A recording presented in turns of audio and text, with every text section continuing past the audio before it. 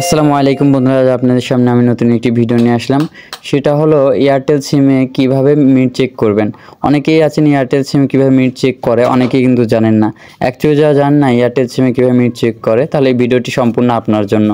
তাহলে ভিডিওটি স্কিপ না করে সরাসরি ফুল দেখতে থাকুন, তাহলে অবশ্যই বুঝবেন আপনি হাতে মোবাইলটি দিয়ে কীভাবে এয়ারটেল সিমে মিনিট চেক করবেন। তো বন্ধুরা, আপনাকে এয়ারটেল সিমে মিনিট চেক করতে হলে আপনাকে ডায়াল করতে হবে *1# দিয়ে কল অপশনে ক্লিক করবেন। তো আমি কল অপশনে ক্লিক করে দিলাম।